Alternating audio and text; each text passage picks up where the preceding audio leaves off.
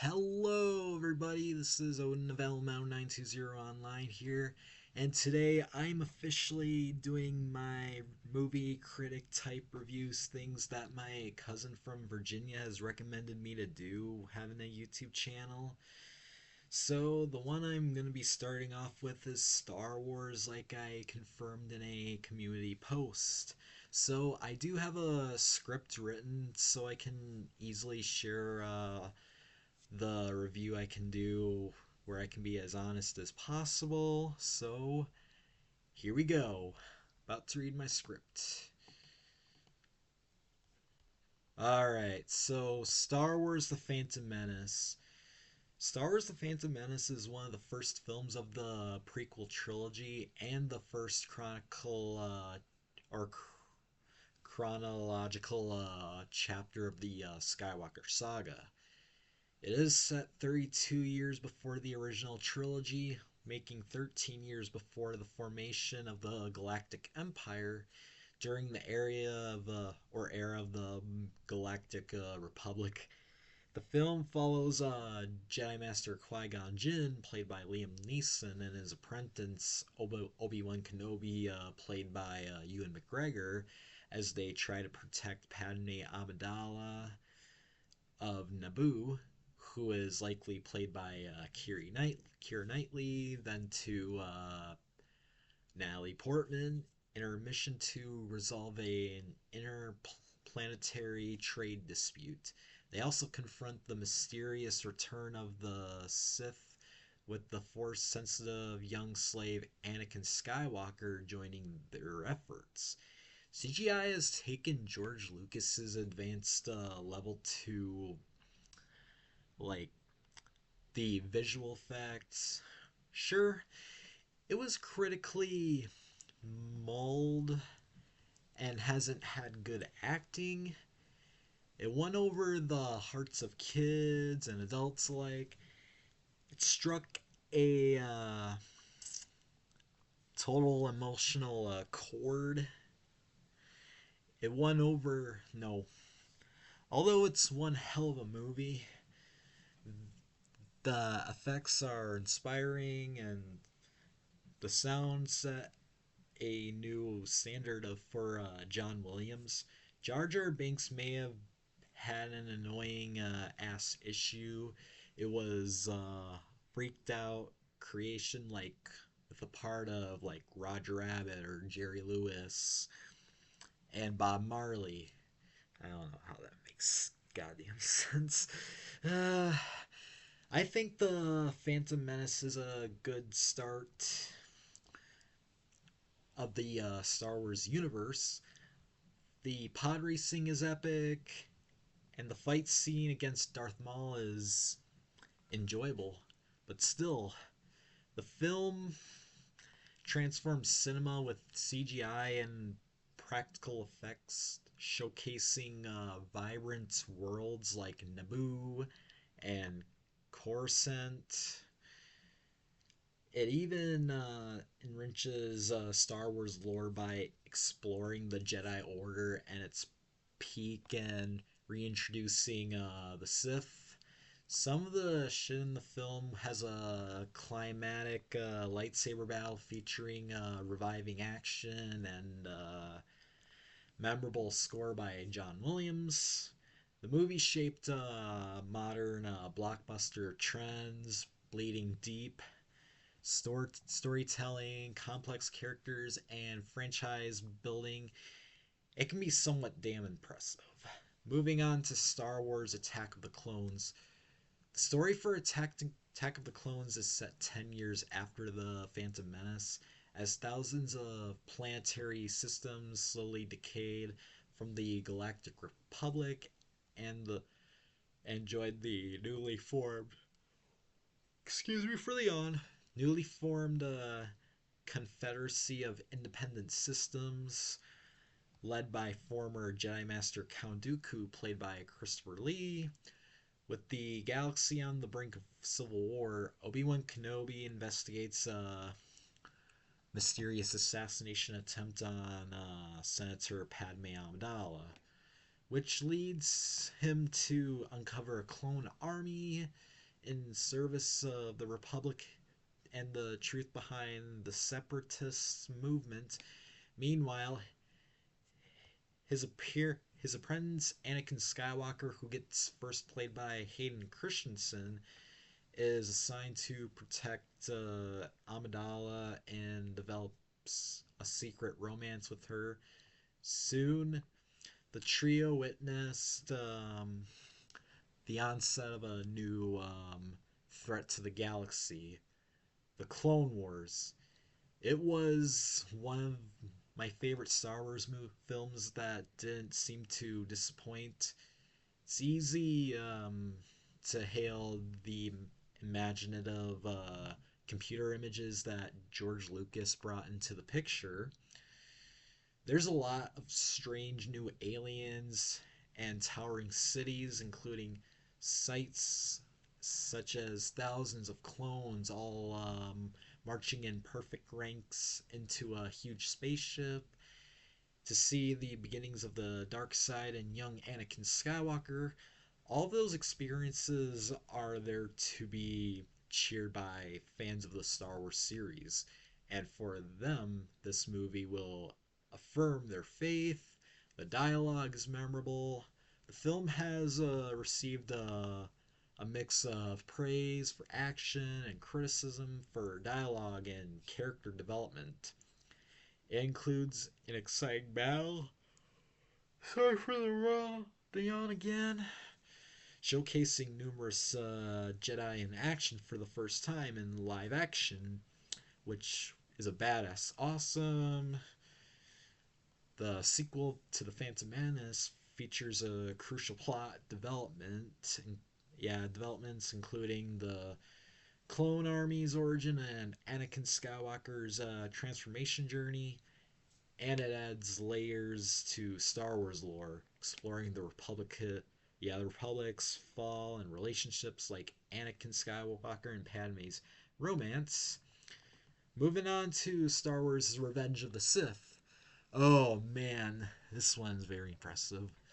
Revenge of the Sith is set 3 years after the onset of the Clone Wars, as established in Attack of the Clones, which depicts the rise of Darth Sidious and the Galactic Empire, as well as Anakin Skywalker turning to the dark side of the Force, which will have wide ranging consequences in the galaxy that led to the experimentation of the Jedi. The film received mixed reviews, generally highlighting its emotional depth and thrilling conclusion to the prequel trilogy.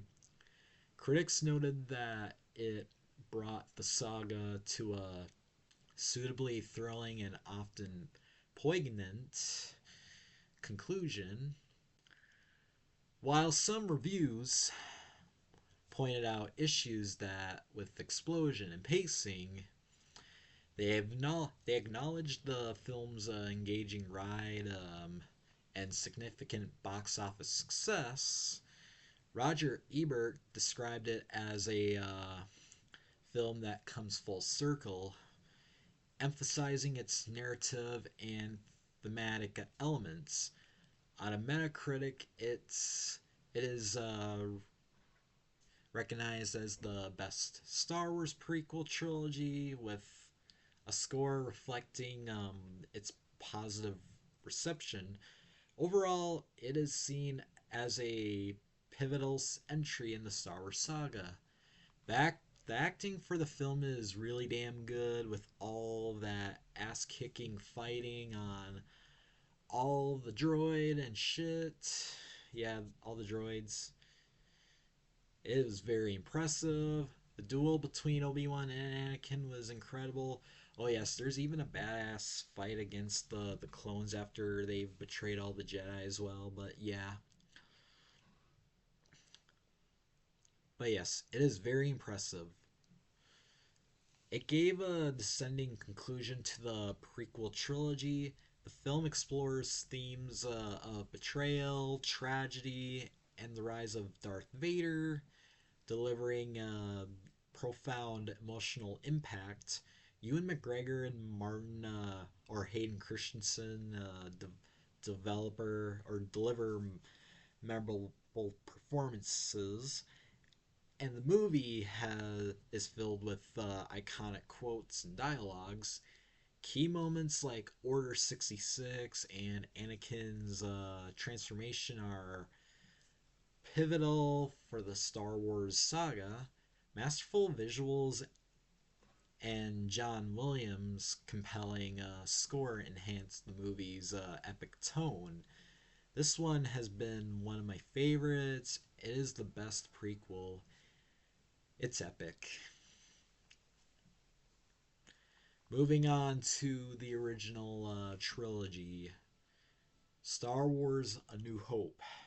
Star Wars A New Hope is one of the first Star Wars films that I genuinely grew up with. It's a groundbreaking film that revolutionized the sci-fi genre with its inno- blah, innovative special effects, engaging storytelling, and the memorable characters, making it a timeless classic. As a starting release of the franchise, it follows the journey of young Luke Skywalker, played by Mark Hamill, who teams up with Princess Leia, played by Carrie Fisher, and Han Solo, played by Harrison Ford, and even a pair of droids, R2D2 and C3PO, to rescue Leia from the evil Galactic Empire led by Darth Vader, who is played by David Prowse in person, but then voiced by James Earl Jones. The film's plot is a classic tale of the good versus evil, filled with adventure, humor, and heart. Roger Ebert praised the film for its ability to blend state of the art technology with the powerful narrative, stating that it effectively brought an end to the golden era of personal filmmaking in the 1970s and shifted Hollywood's focus towards big budget blockbusters. The film's special effects were revolutionary for its time, setting a new standard for visual storytelling in cinema. It not only captivated audiences, but also spawned a massive franchise that includes sequels, prequels, and extensive expanded universe. The characters in A New Hope are archetypical. What am I trying to say?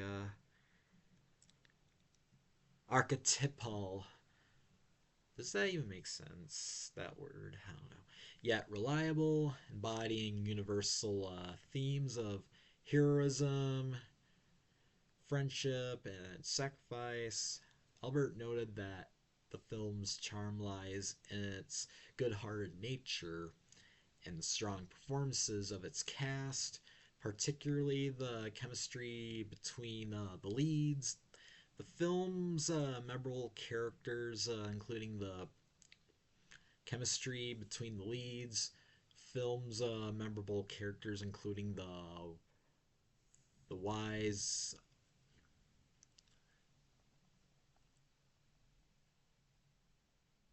Um, I'm sorry. I'm I'm trying to get what I'm try from this script here.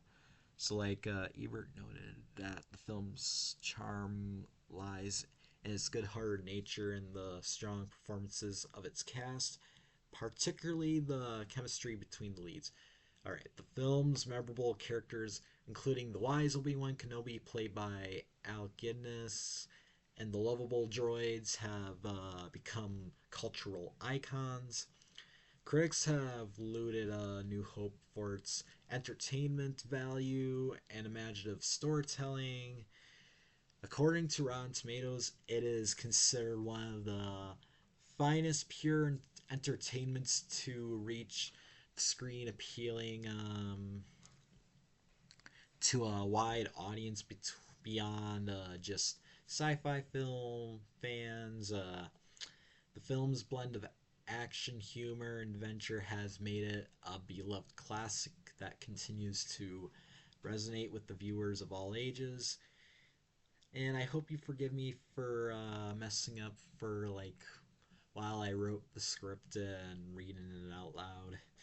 Uh, in summary, Star Wars: A New Hope is not just a film; it is a cultural phenomenon that has left an in, indelible mark of the on the landscape of cinema. Its innovative approach to storytelling and visual effects, combined with its timeless themes and memorable characters, ensure that it remains a cherished classic in the hearts of fans around the world, whether you're a lifelong fan or a newcomer to the franchise. A New Hope is a must see that captures the imagination and spirit of adventure. Moving on to The Empire Strikes Back. The Empire Strikes Back is widely regarded as the best Star Wars movie. It is the darkest and most thought provoking of the original trilogy, plunging into despair and mystery.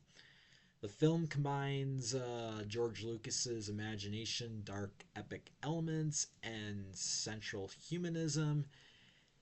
It ends on a shockingly upsetting cliffhanger. The Empire Strikes Back has been my big favorite Star Wars movie I get into the most.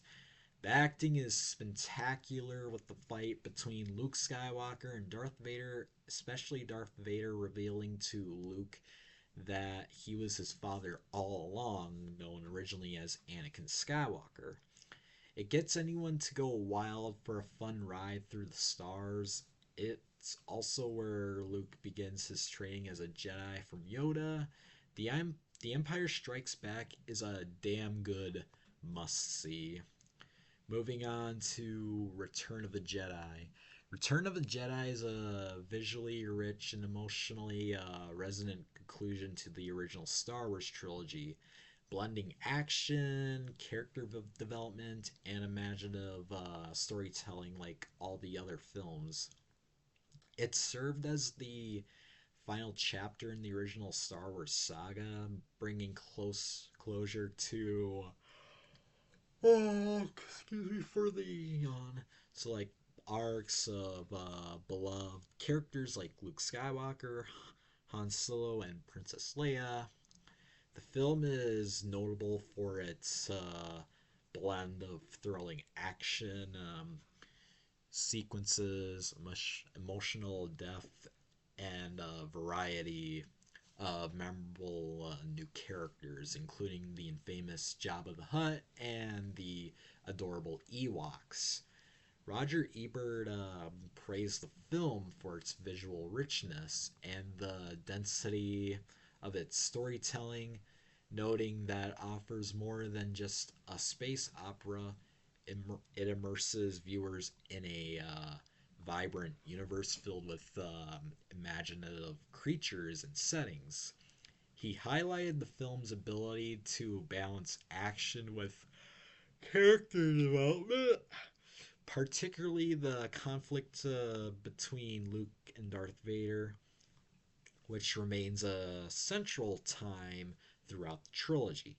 Critics noted that while Return of the Jedi may not reach the same emotional depths as its uh, predecessor, The Empire Strikes Back, it successfully recaptures the swashbuckling spirit of the original film.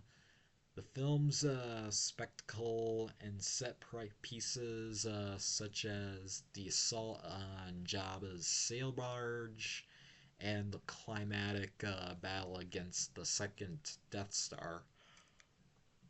Oh man, I don't know why I'm so tired, but yeah, were particularly well received. Audience reviews reflect a deep emotional connection to the film, with many praising the character arcs and the film's ability to evoke nostalgia. The final confrontation between Luke and Vader, set against John Williams' iconic score, is often cited as a highlight showcasing the film's dramatic stakes and emotional weight. Some viewers expressed mixed feelings about the Ewoks, arguing that while they may seem overly cute or commercialized, they had a unique charm to the film. Overall, the film is celebrated for its heartfelt conclusion to the saga, with many fans considering it a fitting end to the original trilogy. Return of the Jedi remains a beloved installment in the Star Wars franchise, combining action, adventure, and emotional resonance. While it may not be as critically acclaimed as The Empire Strikes Back, it successfully delivers a satisfying conclusion to the epic saga, leaving a lasting impact on audiences and solidifying its place in cinematic history. Sure, Return of the Jedi may not be as good as A New Hope and Empire Strikes Back. It's still a classic and it's enjoyable, even with Luke and Vader taking down Emperor Palpatine. As for hope of new Star Wars films, but didn't turn out good in the end after Revenge of the Sith and taking place after Return of the Jedi. Star Wars The Force Awakens.